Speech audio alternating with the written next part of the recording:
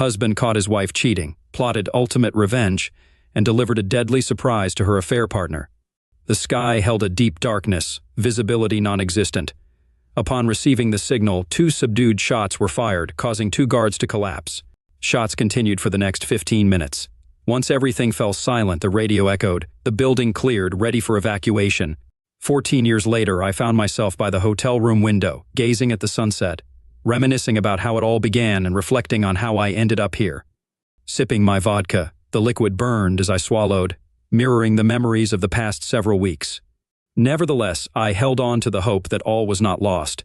You see, 6 weeks ago, I stumbled upon the discovery that my wife of the past 12 years was having an affair.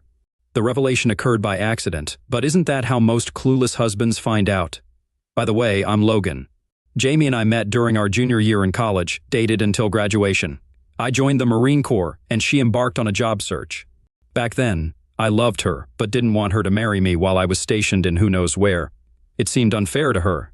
So, 5 years later, after completing my Marine service, I returned home and, within a few weeks, secured a good job with a large company in their sales group. It turned out my boss was also a Marine and had a preference for hiring former military types due to our disciplined work ethic. I excelled in my job, making a name for myself. During this period, I decided to re-enter the dating scene, exploring online sites. To my pleasant surprise, I found my college sweetheart Jamie on one of them. God, she looked good in those pictures. Now, Jamie may not have supermodel looks, but she possesses a body. In college, she pursued modern dance, prioritizing staying in shape, and what a shape she has. Standing at 5 feet 6 inches with legs reminiscent of a dancer, she is not overly muscular but curvy, boasting an amazing figure. Her long, flowing, rich brown hair frames her face, accompanied by those dark brown eyes and a smile that melts my heart every time I see it. She exudes that girl-next-door look, sweet and innocent, with just enough sexiness thrown in for good measure. I signed up as quickly as possible and contacted her immediately. It wasn't until a week later that she responded, questioning where the hell I had been and why I hadn't called or emailed her over the last 5 years. If she was this upset at me for not contacting her during my Marine service, then she must have missed me. This was a very positive sign. Soon we were dating and essentially picking up where we had left off in college. Within a year, we were married, and a year later, we welcomed our first child, Rebecca.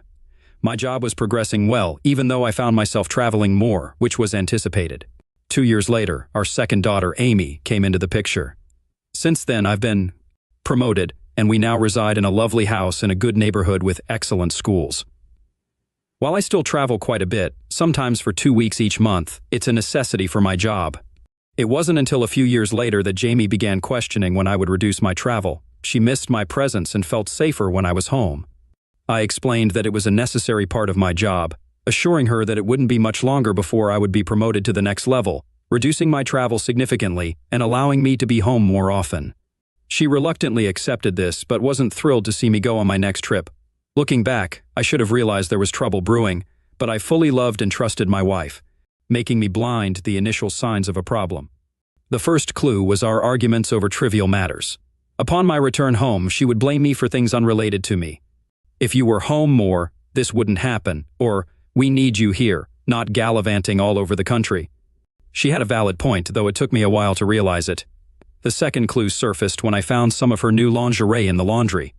While searching for a shirt, I came across silk underwear and a matching silk top. My wife typically has simple tastes, opting for a t-shirt and shorts or sweatpants for bedtime. The only time I bought her something from Victoria's Secret, she wore it just once and never again. However, the lingerie I found was unfamiliar, and I assumed she bought it for herself. The third clue was the decline in our bed activity. Our once passionate and romantic encounters dwindled, with her offering various excuses, exhausted or not in the mood. It didn't initially seem problematic, and I believed things would return to normal once my travel reduced.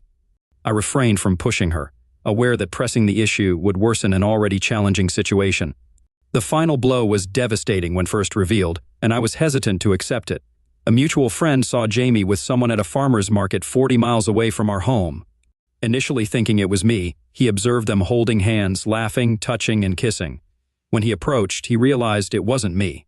Sensing something amiss, he discreetly walked away, following them for a while until they drove off in a car. I still remember that call. My cell buzzed as I was leaving a meeting. Frank called me and informed me that he had something important to discuss. I told him I was in between meetings and couldn't talk, suggesting we could talk later. Frank agreed and asked me to call him at the earliest opportunity, expressing some concern in his voice. I assured him that I would and asked if the matter was urgent, to which he replied that it could wait. I hung up, not dwelling on the call, assuming Frank would have informed me if it were urgent. Later that evening, I returned Frank's call. I inquired about the reason for his call and what was so important. Frank hesitated before revealing that he had seen my wife out with another man earlier that day. I asked if she was with a friend, feeling a sense of nervousness. Frank struggled to convey the difficult news, stating that they appeared to be a couple, holding hands, laughing, and kissing. He apologized for being the bearer of such news and suggested that my wife might be having an affair. Those words hit me so hard that I was left feeling numb. What made him think that? We were happily married, and she had no reason to. I couldn't complete the thought. Clues I had noticed earlier suddenly made sense, yet I resisted believing it. Frank brought me back, expressing that he knew it was hard, but I needed to be aware. He suggested there might still be hope to save my marriage, and offered his support, telling me to let him know if I needed anything. I acknowledged and thanked him before hanging up, sitting on the bed and grappling with the reality, or potential cruel joke.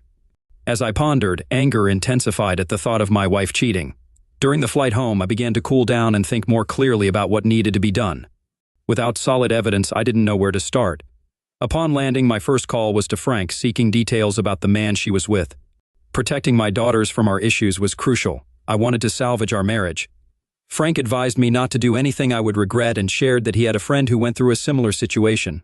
He suggested I talk to him for insight on handling the situation, emphasizing the importance of avoiding trouble or making things worse. Frank's advice resonated, and I realized I needed guidance from someone who had faced a similar situation. Right now, the best course of action is to head home and act like everything is normal. If she suspects you're onto something, it'll be tougher to gather evidence against her. I hope I'm mistaken, but I'm certain about what I witnessed that day. Frank was correct. Upon reaching home, I managed to compose myself enough to behave normally around Jamie and the girls. It wasn't a walk in the park, but I somehow pulled it off. In the following days, I searched the house for any clues of her affair, but nothing stood out. Yet, a nagging feeling persisted that I might be overlooking something. Frank called, suggesting I talk to his friend. I agreed to meet them at a bar across town the next day after work, keeping it from Jamie by mentioning late meetings. In the dive bar, I found Frank and his friend Mark in a back booth, nursing beers. Frank looked up as I sat down. Mark greeted me as the friend Frank had mentioned. We exchanged greetings, though neither seemed thrilled to be there. Mark spoke, having been briefed by Frank on my situation. He empathized with my feelings but warned against making the same mistakes he did, sharing his painful experience of revenge. It led to a 5-year prison term and losing everything in the divorce and lawsuit against his wife and her boss. He cautioned me against doing anything foolish, his gaze intense. I simply nodded, curious about alternative approaches. I inquired about what he would have done differently. Mark admitted he'd still go after the boss, but in a subtler manner to catch him off guard. He expressed deep contempt for the man who stole his wife. As for his wife, knowing what he knows now, he'd have opted for a divorce. Our conversation then delved into the do's and don'ts of my situation. The initial step was to secure damning evidence of my wife's infidelity to prevent any denial when confronting her. The second step involved consulting a divorce lawyer to understand how to protect assets and determine my rights in this situation. The third was to keep a substantial amount of cash on hand in case she discovered my actions and froze accounts and credit cards. Lastly, securing a small apartment or alternative living arrangements was crucial in case I decided to leave, ensuring I had a place to stay. While these suggestions were sound, I initially believed I could resolve the issue through conversation. However, as soon as I mentioned this, Mark pounded his fist on the table. Mark emphasized the importance of not doing anything stupid, pointing out that her new boyfriend might be filling her head with tales. He suggested that before approaching my wife, I needed to understand what she had been told and what she believed. Mark drew parallels to my military background as a Marine, highlighting the significance of good intel in battle. He stressed the need for a plan of attack and a strategy for when things go sideways, emphasizing the importance of knowing which way is forward. His question about my military service caught me off guard, and I confirmed that I was a Marine. I questioned the relevance, and Mark continued to stress the importance of having a plan and strategy, drawing connections to my current situation. I sighed, struggling to accept the possibility of my seemingly happy marriage coming to this. Mark apologized quietly, and we sat in silence until Frank broke it, asking about my plan and how I wanted to handle the situation. Realizing the necessity, I expressed my desire to salvage my marriage if possible, but more than anything, I wanted the other man to suffer without risking my own freedom. I made it clear that obtaining proof and intel on my adversary was a priority.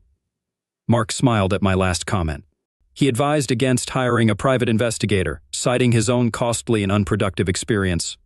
With access to her bank, credit card accounts, and phone records, he suggested checking for unusual purchases or calls. Additionally, exploring the possibility of a second cell phone and setting up hidden video cameras around the house for both visual and audio recording. Despite the discomfort, I agreed, determined to make him pay. Our conversation continued for another hour, during which I mentally noted the suggestions offered. Mark's advice emphasized the importance of not discussing the situation at work until I identified my wife's potential lover, considering the risk that someone familiar with my schedule might catch on. He also mentioned he would have approached his wife's lover more subtly, sparking my determination to devise a plan to outsmart this person. However, I needed more information and assistance. The next workday, I scrutinized my upcoming travel plans for the next month, discovering a 2-day trip. Concerned about someone at work knowing my schedule, I discreetly spoke with my boss, suggesting I might extend the client visit to a whole week. He approved the idea without hesitation. The subsequent step involved creating the illusion of being away while secretly returning. Using a prepaid debit card with cash, I purchased a return ticket on another airline. Online, I acquired several spy cameras and a regular camera with a powerful zoom and good low-light capabilities. This constituted the first part of my plan to uncover the identity of this person. The second part aimed to capture them in the act on video, eliminating any doubt of her infidelity. My day was dedicated to meticulous plotting and planning, a skill at which I excel. However, the crucial missing piece of information was the identity of the man involved. Until that was resolved, I couldn't trust anyone, not even my best friend and boss, Hal. Recognizing it would take time to unveil this person's name, I remained determined. By week's end, all the ordered items had been delivered to Frank's home. Now, I just needed the opportunity to discreetly install the spy cameras around my house. With Jamie's Saturday shopping routine with her girls and mother, the house would be empty. After several hours, all the cameras were in place and tested. I could even monitor them in real time from my tablet or laptop over the internet and observe what was happening. With the cameras installed, I proceeded to search the house for clues. Initially, I checked the credit card bills for any unusual charges, followed by an inspection of her closets to see if she had purchased any new, more revealing or shapely clothes. While my search didn't yield concrete evidence, I came across a few newer items, including a very short red dress I had never seen her wear before. The idea of her wearing it for anyone but me troubled me. Despite the lack of definitive proof, the red dress represented a departure from her usual attire, driving me to the point of needing time to think. I opted for a 5-mile jog in my running shorts and shoes, a long run that typically calmed my mind and provided clarity. Upon my return, as I arrived home, spotting Jamie's car in the driveway, I knew my daughters, whom I affectionately called my angels, were home. Their voices and laughter as I walked in never failed to bring a smile to my face.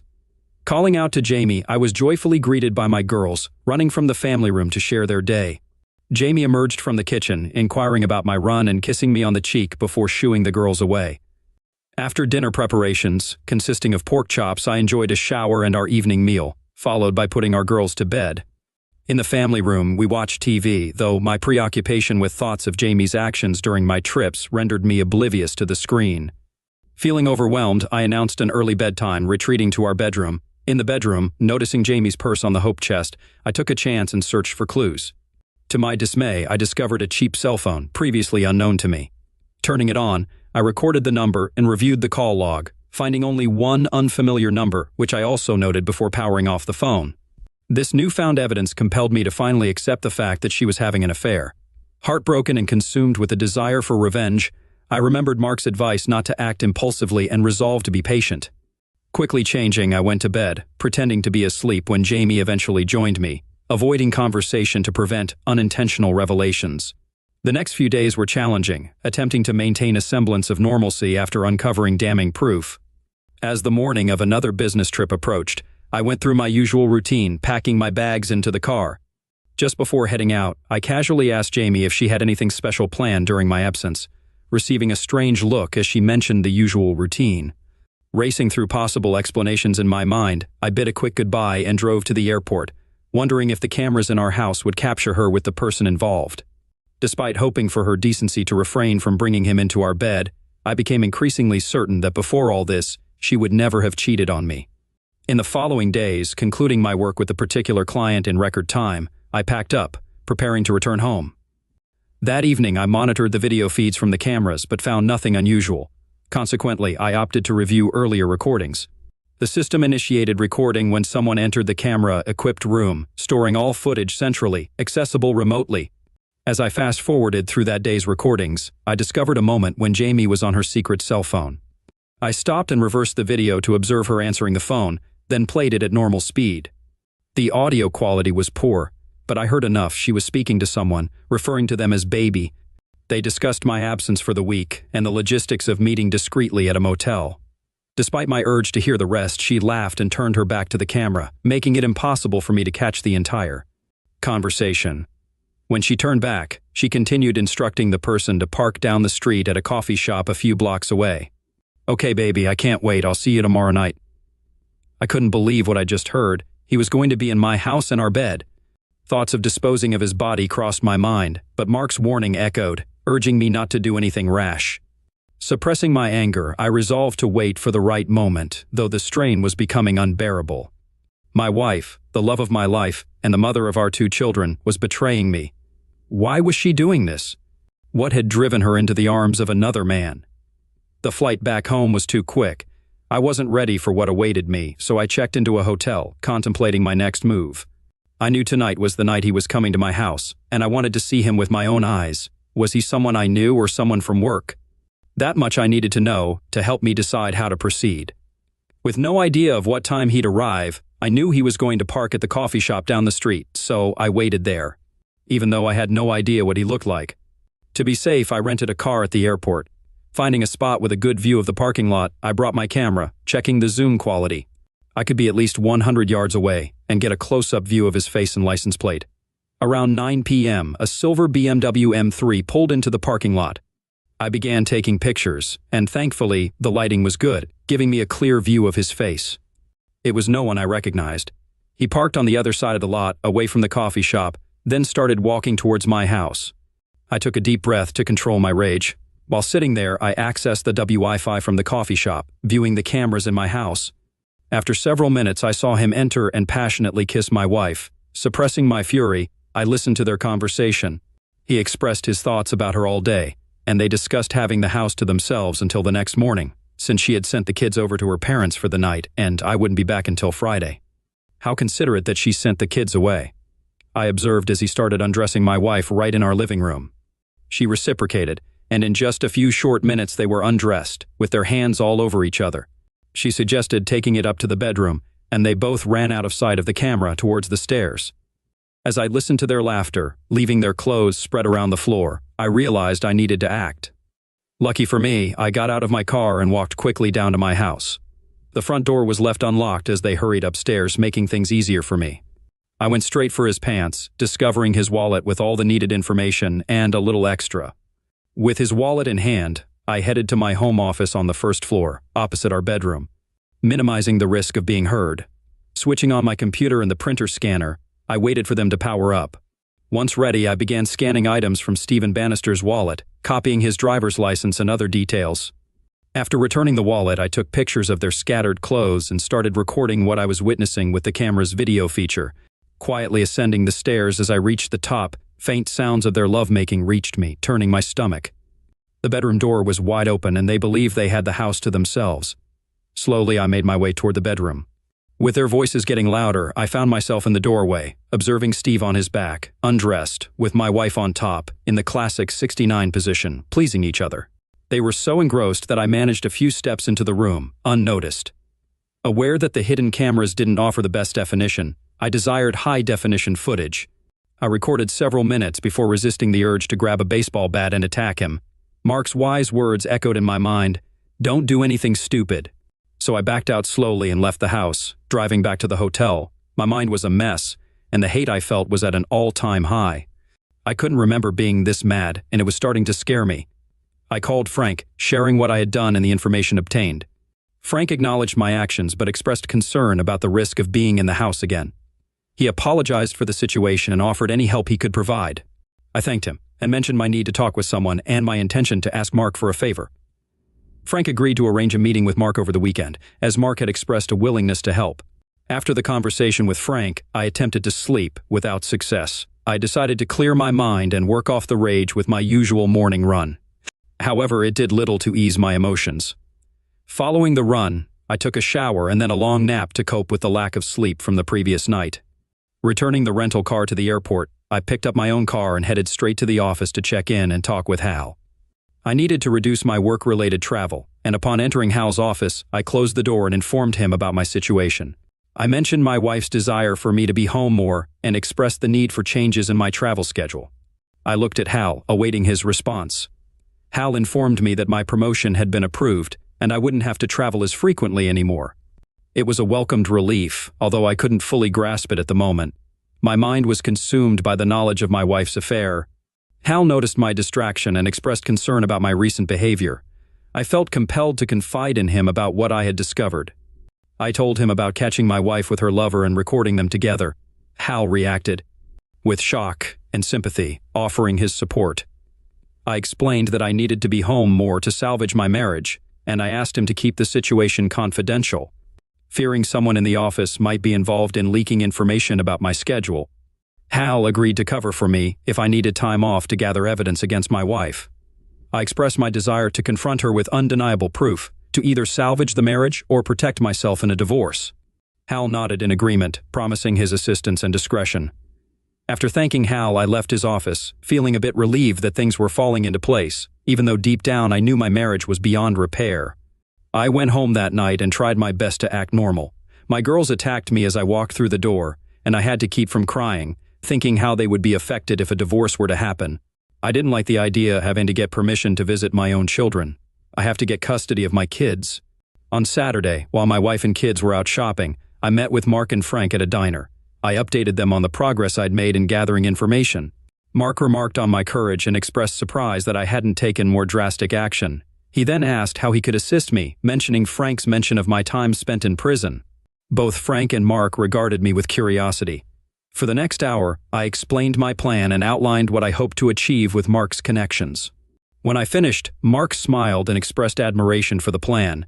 He mentioned knowing someone who could potentially assist me and suggested they might be able to recommend others, though he cautioned that they would likely expect payment.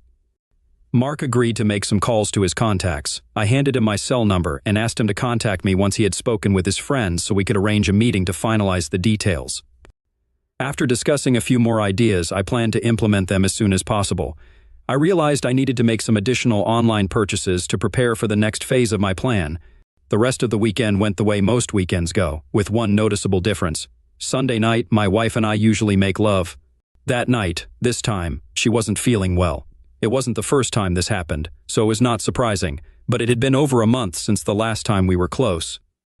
My next trip was coming up, and I asked Hal for the following week off, but if anyone called the office, they were to be told I was on a normal business trip. He had no problem with that and wished me luck. So now I had to let my wife know my next trip was going to be longer. She was not happy, but that was to be expected. I reassured my wife that my frequent traveling would soon come to an end and that I would be home more often. Trying to lighten the mood, I joked that I would be around so much she'd get tired of me. However, she didn't respond with a smile.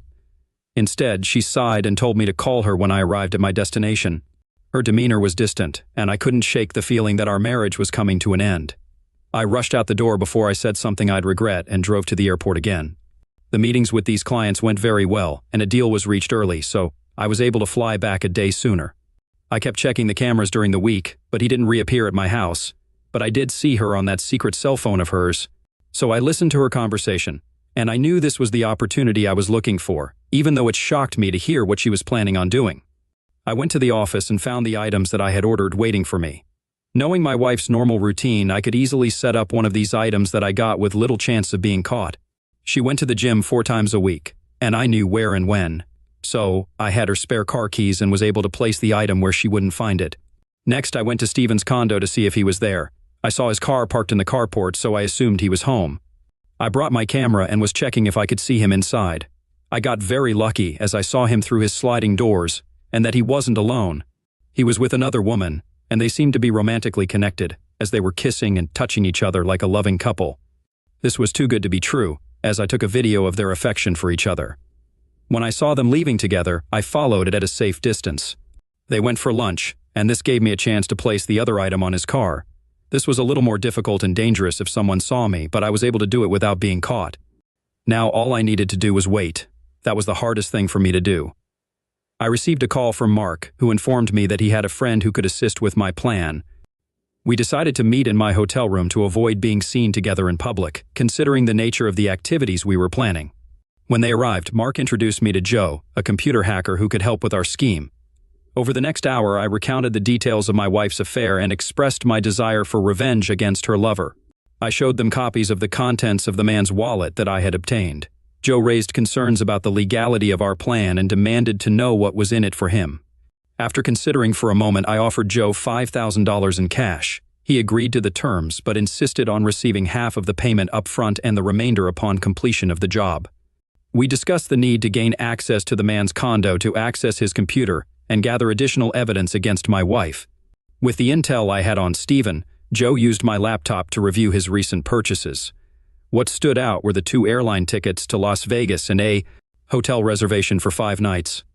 This signaled our decision to break into his condo, prompting Joe to ask if I knew whether there was an alarm system. I admitted uncertainty, so Joe agreed to investigate and get back to me. If an alarm system was present, he insisted on an increased payment for facilitating our entry.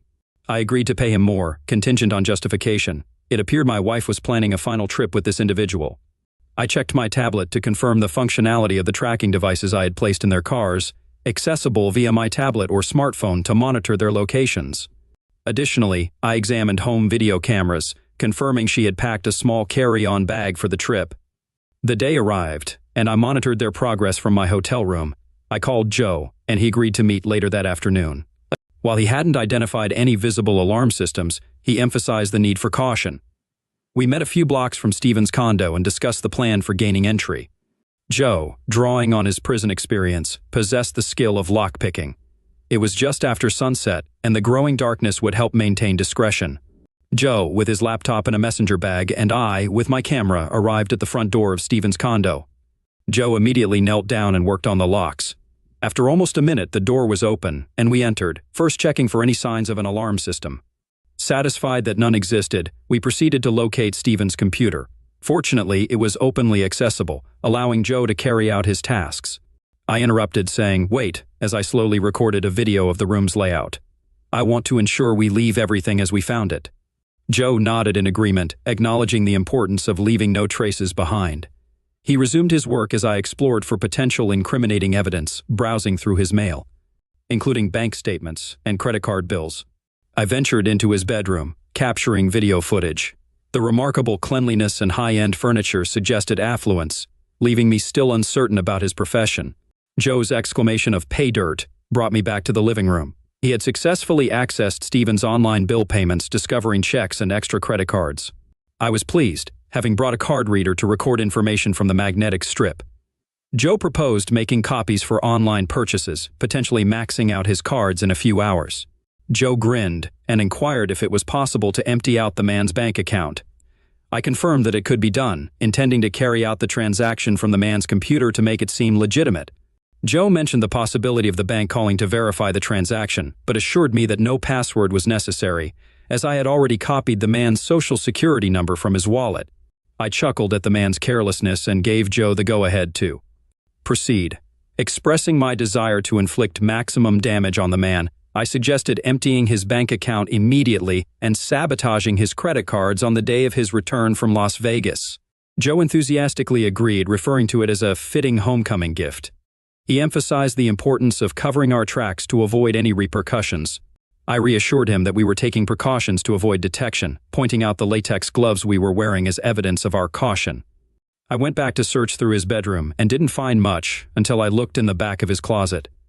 I found a shoebox with several recordable DVR discs. They were labeled with the names of women.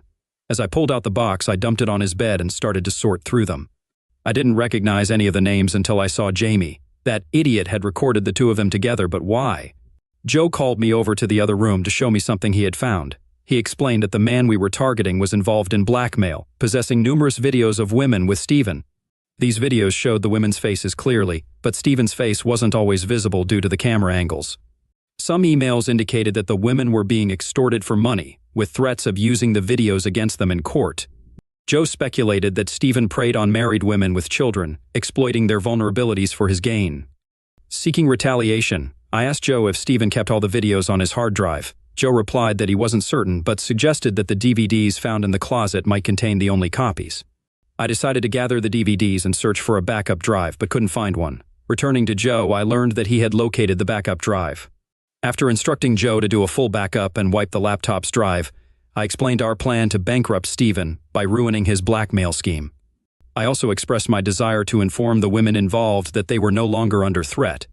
I asked Joe to print out all relevant emails so I could set up an email account to communicate with them. He offered to set up the account from Steven's computer, and I agreed to the idea. After wrapping things up, I did one last sweep of the place before we locked up and departed swiftly. Back at the cars, I gave Joe an envelope containing the remainder of his payment, expressing my gratitude for his assistance. We shook hands, and he assured me he'd be ready to carry out the next phase of our plan when needed. With that, he drove off, and I returned to my hotel to continue implementing my scheme. I called my in-laws to check on my children. My father-in-law answered, and I greeted him cheerfully, inquiring about the kids and expressing my hope that they weren't causing any trouble. He reassured me that the children were behaving well and mentioned Jamie's weekend trip with her friends. I feigned ignorance and said I hadn't spoken with her, yet emphasizing that I wanted to ensure the kids were settled before contacting her. After our conversation, it was evident that Jamie's father had no knowledge of her affair in Las Vegas. It further solidified my disdain for her actions. My next call was to the house, which I knew she wouldn't be at, so I left a message. Then I waited an hour, and when she didn't call me back, I called her cell again. She didn't pick up, so I left a message saying I was worried, that I had called the house and she didn't answer or call me back, and now she wasn't answering her cell. Please call me, just so I know you're okay. I also added that if I didn't hear from her within the hour, I was going to call her parents. 15 minutes later, I received a surprise call from Jamie.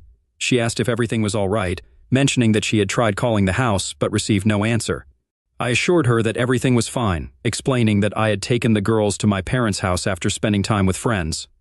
Jamie's response sounded somewhat tense. I suggested we have a night out together once I returned home in a week, but her response seemed uncertain. Feeling suspicious, I pressed Jamie, teasing her and attempting to make her nervous. She claimed to be tired and hinted at wanting to end the conversation. Respecting her wishes, I bid her good night and expressed my love before ending the call. Despite my efforts to remain calm, anger began to resurface within me. I didn't sleep well, so I was up early doing my morning run. I got back to my hotel room and took a nice long shower. Afterward, I called the office and checked if anything needed my attention, but all seemed to be going smoothly there. Then I got the call every parent fears. Rebecca was injured at school and had to be taken to the hospital. At that moment, nothing mattered to me more than the safety of my child. The school had called my house first. When no one answered, they tried calling me at work, which in turn led to someone from my office calling me. I called the school back, and they informed me she had broken her arm and was at the emergency room being treated. I rushed out the door and went straight to the hospital. Once there, I called Jamie's cell, and when I got her voicemail, I screamed into the phone that if she didn't call me within the next 15 minutes, the next call I made would be to a divorce lawyer. It was an hour later when my cell rang. I saw it was from Jamie. I rejected the call and sat with my daughter as the doctor set her arm in a cast. She was crying, saying she wanted mommy. I wanted to comfort her, but I didn't know what to say. It took some time, but she finally settled down and I took her to her grandparents. My phone rang again and again. I rejected it. When I had calmed down, I made a call to a good divorce lawyer and set up an appointment for the following day. Then Jamie called again. I took this call. She greeted me, sarcastically commenting on my supposed luck at the blackjack tables, and informed me that she had contacted a divorce lawyer. Through tears, she threatened to use the video she had of me and Steven together as evidence to gain full custody of our children. I reminded her of her absence when our child was in the hospital crying for her mother while she was with her lover in Las Vegas. Attempting to reassure her, I suggested that she could start a new life with Steven and potentially have more children. She insisted that it was me she loved and wanted. Feeling conflicted, I ended the call, unable to bear the emotional turmoil. I took Rebecca and Amy home, helped them pack their bags with some clothes, and brought them to my hotel, getting them their own room next to mine. Then I called Jamie's father and told him what happened at school, and that for the time being, we wouldn't be living at home until some things could be resolved. My father-in-law called and asked about the situation between Jamie and me. I explained that we were having some problems, but suggested he speak with Jamie for more details. He informed me that he would be taking care of the girls for the time being until he was sure of their well-being and safety.